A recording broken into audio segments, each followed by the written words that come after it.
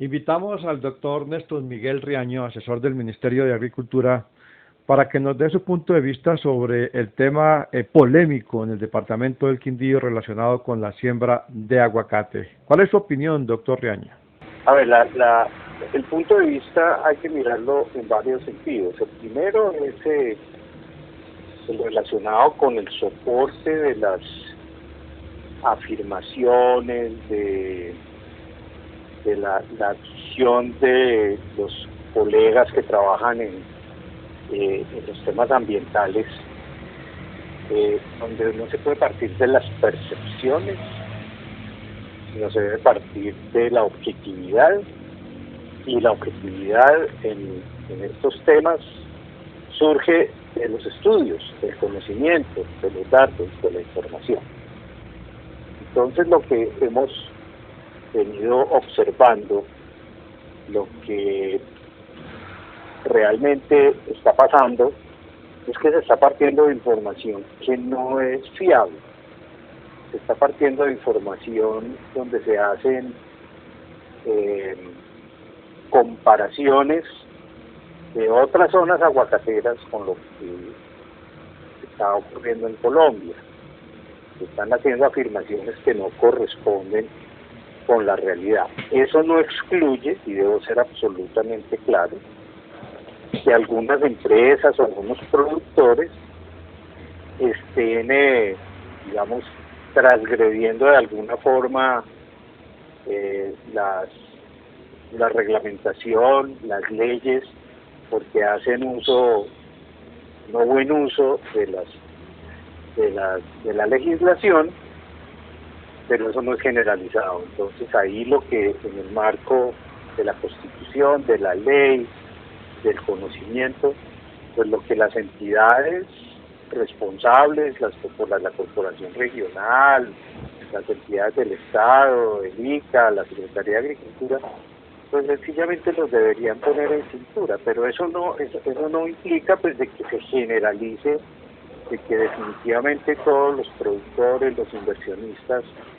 que están haciendo esa restauración productiva en el territorio, pues todos sean culpables. Entonces, digamos, esa sería como la primera apreciación. Doctor Riaño, una de las críticas que hacen los ecologistas en el Quindío es que ha sucedido en regiones como el Perú, Chile y México, donde el cultivo del aguacate ha resecado la tierra, la ha vuelto estéril.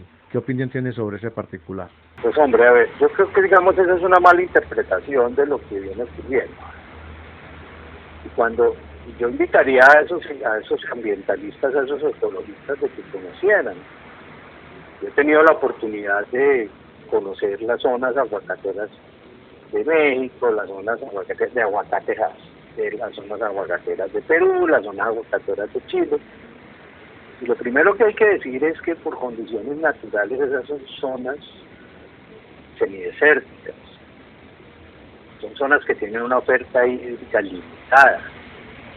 Y debido a ello, pues evidentemente ellos tienen que hacer uso del agua para el riego, para poder mantener y sostener las productividades. Eso les garantiza también unos beneficios, y son unos beneficios donde la condición ambiental les da la oportunidad, precisamente por las bajas humedades en el aire, por esas condiciones, por la misma estacionalidad, digamos, de tener unas barreras físico-climáticas que les permiten tener esas productividades que ellos tienen. Ahora, eso no es comparable con nosotros. Nosotros somos un país ecuatorial, estamos entre los dos trópicos, o sea, somos intertropicales, estamos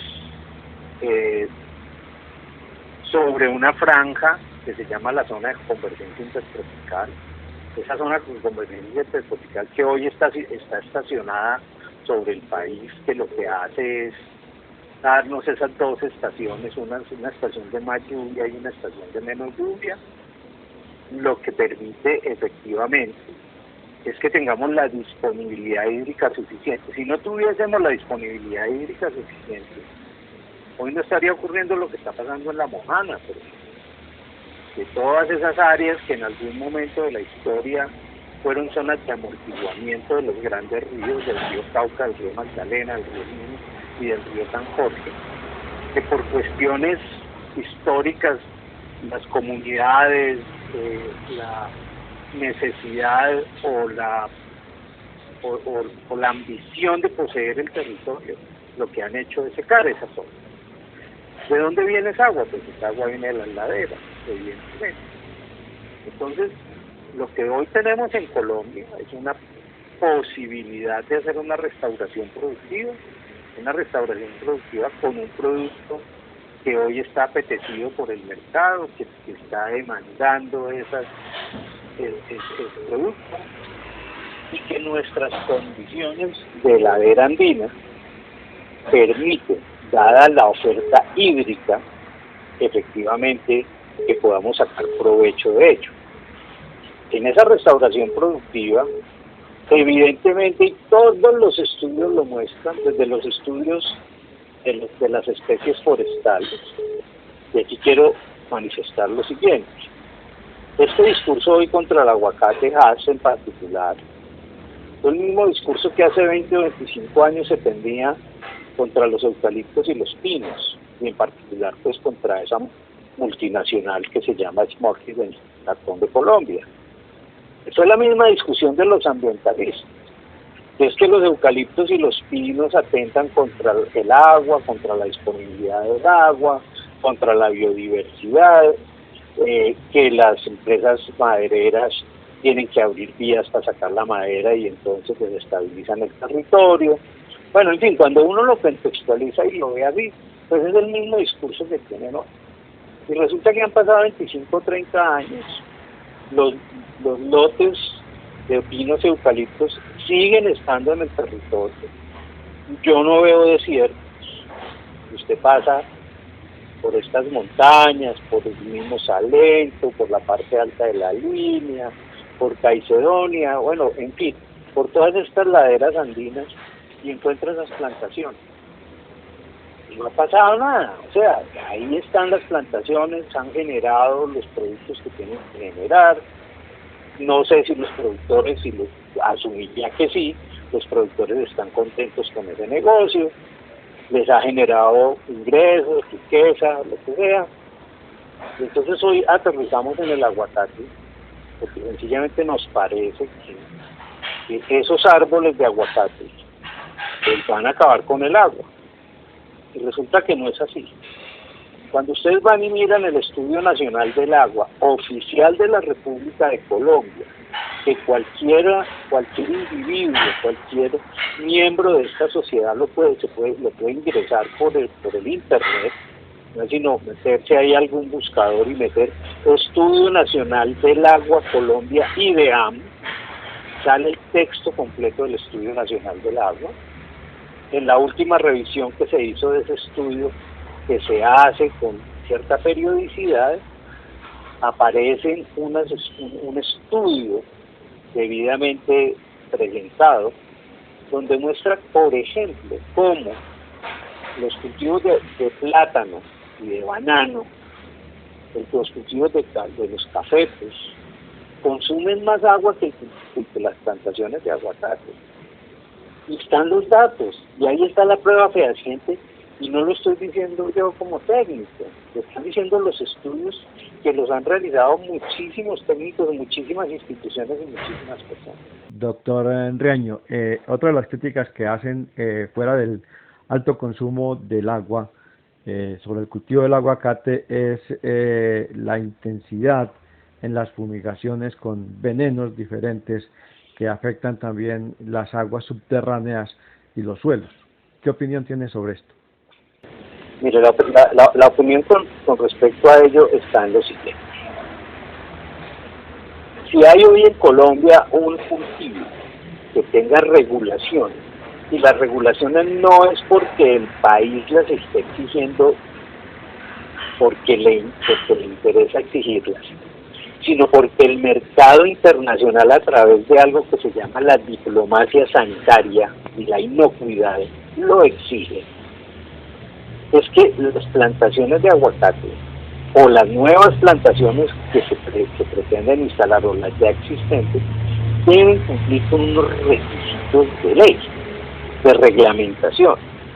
Entonces, lo primero es que tienen que inscribirse los predios para que esos predios puedan en su momento producir el producto que es el aguacate para la exportación.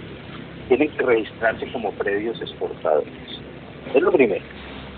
Lo segundo que exige la normatividad es que esos predios, ya con ese predio, con ese registro de predio exportador, deben acogerse a una metodología que se llama las buenas prácticas agrícolas.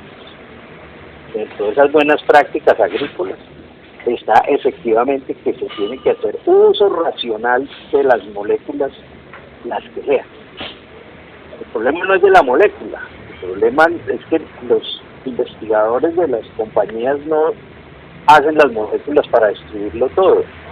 Ellos invierten enormes cantidades de dinero para poder determinar las dosis, las cantidades y el momento oportuno. Evidentemente, pues toda una tecnología y una metodología, y la molécula en sí misma, obviamente, si se hace uso de ella de manera irracional, pues efectivamente va a generar problemas. Lo tercero es que todas estas compañías, para poder exportar, generalmente están certificadas por empresas externas, como el Rainforest, que todos lo conocen, como el Meta, como, en fin, una serie de requisitos y de registros que les obliga a tener responsabilidad productiva, responsabilidad social y responsabilidad ambiental. Entonces, digamos, ahí eso es lo que ocurre. Ahora, cuando los ambientalistas muestran la información, por ejemplo, de análisis de aguas en la toma de agua de Boquía, ahí para los municipios que surten el agua de ese acueducto, de ese sistema, no solamente se está recolectando, recordemos que el agua baja por las cañadas, el agua baja por los ríos, y esa agua que baja del territorio, pues lleva el resultado de lo que arrastra. O no arrastra solamente lo que pasa en los cultivos del aguacatero, arrastra lo que pasa en los cultivos de pasto, porque al final del día la ganadería se soporta sobre cultivos de pasto para que las vacas coman. A las vacas también se les hacen controles sanitarios, se desvermitugan, se inyectan, bueno, en fin, una serie de cosas. Y los animales, como nosotros, también en nuestras excretas eliminamos los excesos de esos productos. Pero si vamos a ver, solo como ejemplo, el tema de Salento, cuando usted va y mira el tema de la apicultura, si lo podemos llamar así, en la parte alta de estos predios que están produciendo aguacate, hay productores de marranos y hay ganadería extensiva, y más aún, hay un sinnúmero de casas, fincas que se convirtieron en restaurantes y en hoteles, que no sabemos efectivamente cómo hacen la disposición de esas aguas. Entonces uno no le puede atribuir a un sector o un subsector en particular qué es lo que está ocurriendo. Y si lo vamos a ver así, pues, los cafeteros también tienen una responsabilidad en la contaminación de las aguas y de los suelos, y los plataneros también, y los citricultores. Entonces, el tema es que debemos generar conciencia colectiva, pero no atribuirle sencillamente porque por alguna razón a unos individuos, a una minoría de la sociedad, no le parece que la cosa esté funcionando bien y se le hagan esas atribuciones. Ahora bien, si nosotros a través de estos medios de comunicación mirásemos las cosas objetivamente, yo lo invito, ilustre periodista, a que usted se meta a través del internet a una red de conocimiento que se llama Reclisa, con doble C. que es la Red Interinstitucional de Cambio Climático y Seguridad Alimentaria de Colombia. Y ustedes ahí van a encontrar los datos presentados de los estudios que en su momento hace unos años se hicieron, precisamente para tratar de dilucidar ese problema que usted está indicando y que los ambientalistas indican, sobre algo que se llama la contaminación difusa. Esa contaminación difusa no es otra cosa que cómo las moléculas que no son naturales pueden entrar al suelo, pueden entrar en el suelo y a través del movimiento del agua pueden ser lavadas y llevadas a las fuentes hídricas. Pues, vean los resultados, ahí están los resultados de los estudios, financiados por el Estado colombiano a través de Conciencias en su momento, donde lo que hicimos fue tomar muestras de agua en los grandes atributos, los grandes ríos que surten o que llegan al río Cauca, desde los inicios del río Cauca hasta el municipio de La Virginia. Y dentro de esos está el río La Vieja. Y se tomaron las muestras de agua con una metodología estandarizada. Y nos encontramos, partimos de la base de que los grandes contaminantes del río Cauca y sus tributarios eran efectivamente la agricultura mal manejada.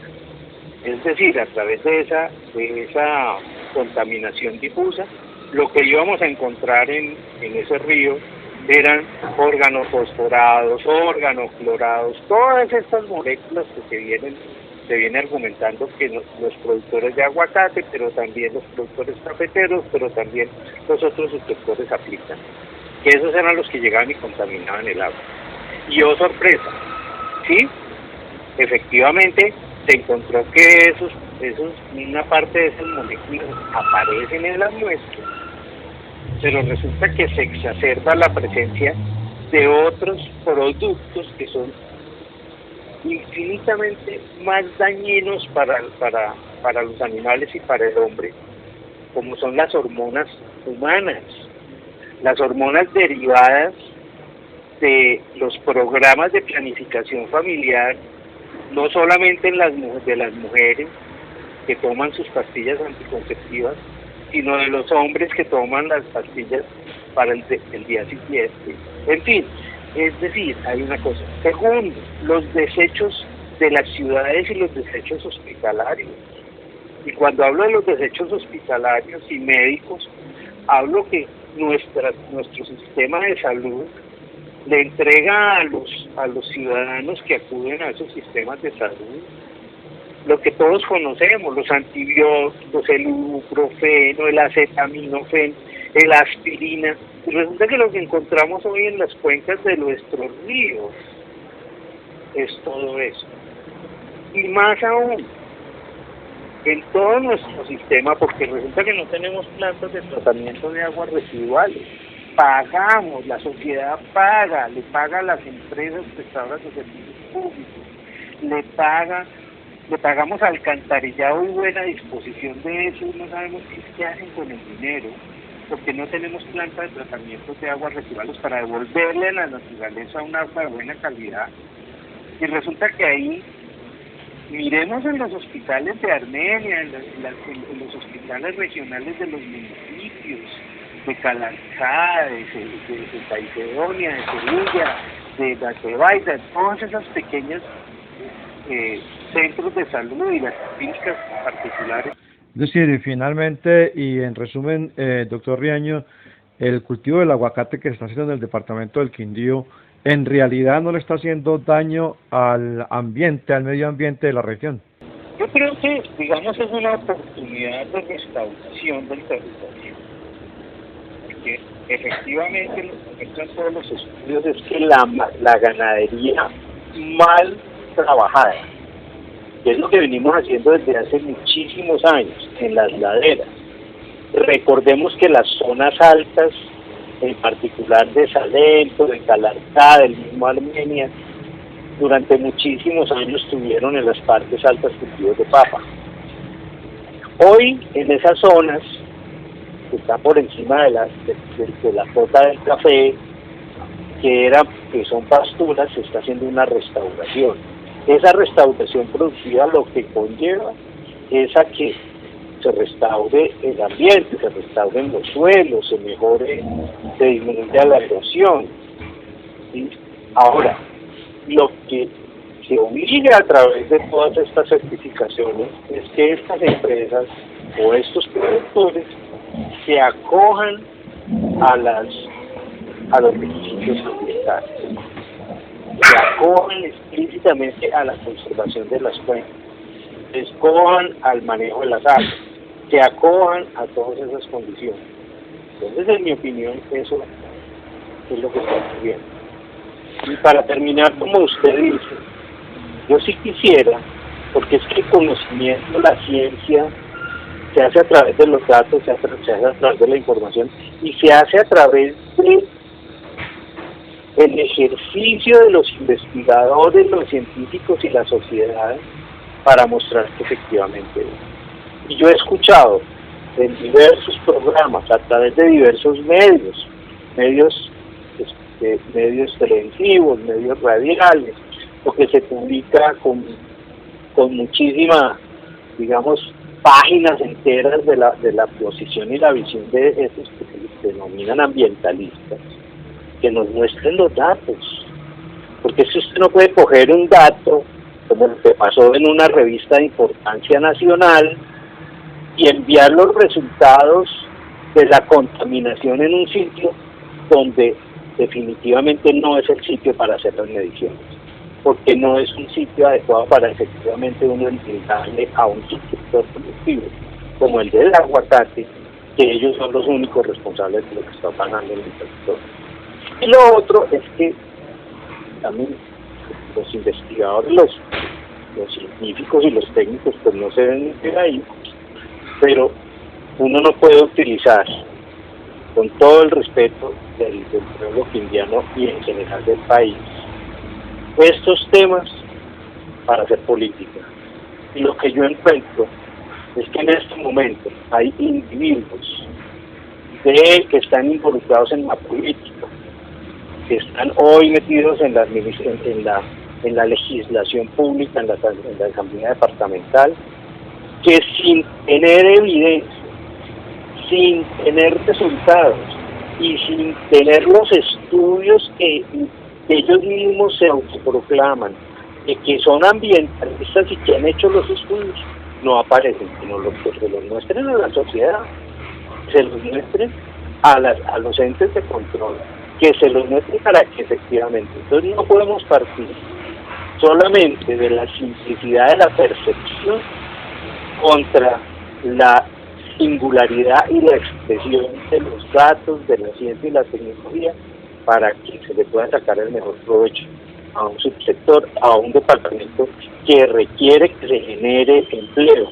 que se requiere que se generen divisas, que requiere que se active esa economía solamente por las percepciones de unos individuos y unos grupos y unas personas que por algún interés en particular pues sencillamente están bombardeando y están probablemente podrían llevar pues, a condiciones no muy buenas desde el punto de vista de la sociedad, un subsector productivo que tiene un gran potencial en el país. Doctor Riaño, muchísimas gracias. No, señor, a usted muchísimas gracias por el espacio, un saludo para todo el pueblo quindiano a través de su medio, y aquí estaremos a disposición, y como ya lo manifesté en una reunión que hubo hace unos días también en Armenia, allá en las instalaciones de la Confinal, creo que es que se llama, igualmente aquí estamos. Yo no tengo un árbol de aguacate sembrado en ninguna parte del planeta. No tengo intereses particulares con ninguno de las empresas o ninguno de los propietarios que siembran aguacate. Pero sí quisiera plantearle el reto, y sería muy interesante a través de estos programas que se llamaran esos ambientalistas y contrastáramos frente a la sociedad y al público la información que ellos tienen contra la información técnica y de la ciencia. Muchísimas gracias.